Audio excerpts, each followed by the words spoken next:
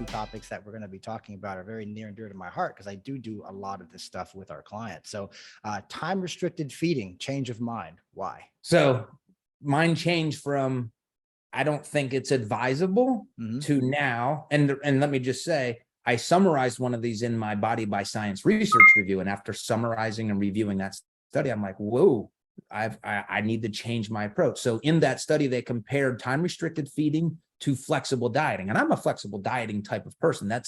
I think that is the best diet for most people, not for everyone, but for most people. Yeah. And what I liked about the time restricted feeding aspect of this, and again, this goes back to our prior principle of adherence is king. You have to be able to adhere to a plan in order to experience dieting success.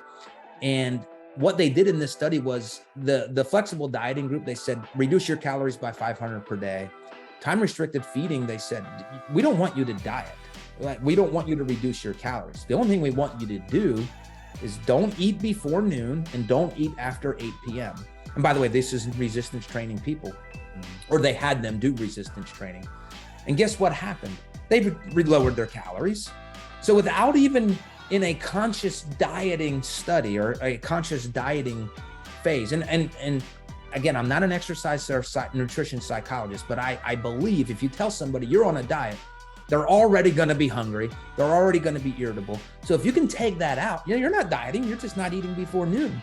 So they ended up reducing their calories by nearly the same amount without even trying. Again, not that they didn't restrict their times of feeding. So where my mind has switched is in a fat loss phase, a time restricted feeding may be best for some people. Now, I will admit you're knowingly giving up a protein feeding in the morning if you're going to follow it by the law. That is not ideal for gaining muscle mass. But if you're in a fat loss phase, prioritize fat loss. Or introduce a hybrid to this where you do a protein feeding in the morning but no other calories. That's another option. So that is where I changed my mind. I am much more open to time restricted feeding for some people in a fat loss phase. It may be the better approach for some people. Yeah, I've actually changed my mind on that quite a bit because I'm actually living the lifestyle now.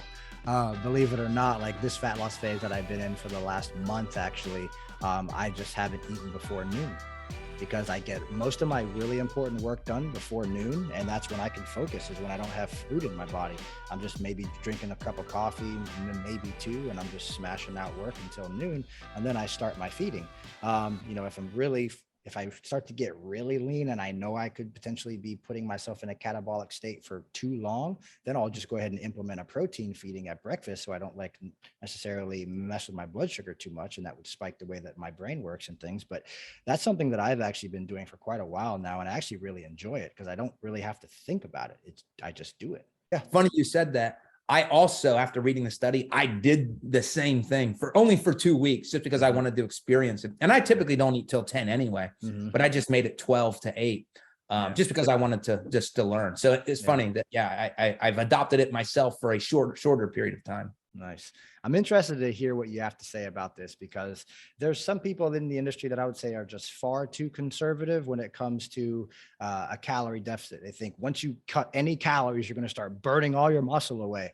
So I'm interested to hear from you and kind of what you think about aggressive calorie deficits for fat loss. And you said you had a change of mind there. So let's talk about that a little bit. Yeah. So again, last year's bill, or 2 years ago bill, said be conservative, take a slow approach, don't be aggressive. And that's still my approach over the long term. But another study that we didn't publish this yet in my lab. We did a rapid fat loss study, and it was about almost a 40% caloric deficit over 2 weeks.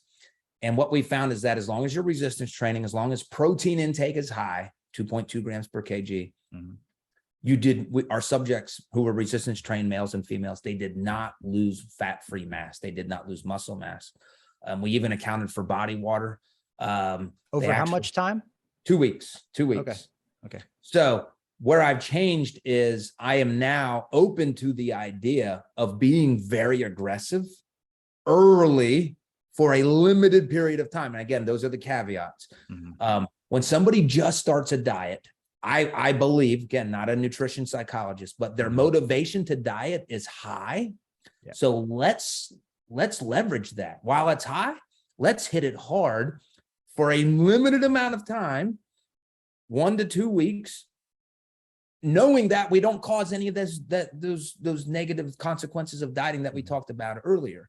And now we can start borrowing from other evidence. Maybe it's time for a diet break after these first 2 weeks. Let's maintain this. So yeah, I almost like punching you in the mouth early, and then let's transition into this slower with diet breaks or refeeds over time. So again, I don't think I would have, before I did the study, I would have said, no, don't be aggressive. There's not much good that can come for that. But now I realize there appears to be no harm as long as protein's high. Personally, I think it's a phenomenal tool to utilize after somebody's gone through a long reverse diet, like a long recovery diet where they've been really depositing a lot of carbohydrate. Maybe their blood sugar is getting a little high.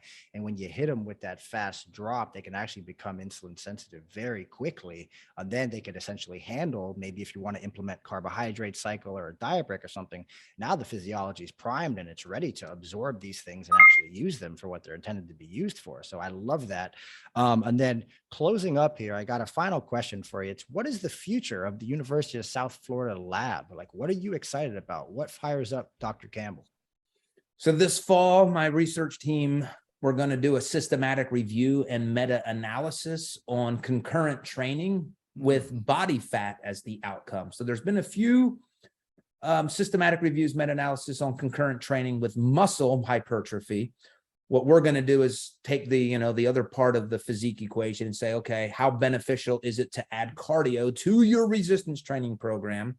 What types, what intensity, and fat loss. So I'm excited to do that. So we're getting training on that right now. Me and my research team coordinators, we're getting trained on how to learn those skills of a meta-analysis. So we are right on time. And I just wanted to give you the opportunity. Where can my audience find you? How can they connect with you? Yes. Oh, and I do want to say, for my Body by Science research review, go to my website, billcampbellphd.com. Very easy to remember. You can download the inaugural issue for free. If you like it, please subscribe for the next issues that come out every month. But yeah, my website is billcampbellphd.com. If you want to follow me on Instagram, it's Bill Campbell, PhD. Awesome. Well, thank you so much, Dr. Campbell, for coming on Hey Coach Radio. You obviously blessed our audience with a ton of very valuable information. For all of our listeners out there, thank you so much for tuning into this episode. If you found a lot of value in this episode, go ahead and share it with your friends. We really appreciate y'all for tuning in. Thank you so much. God bless, and we'll see you in the next episode.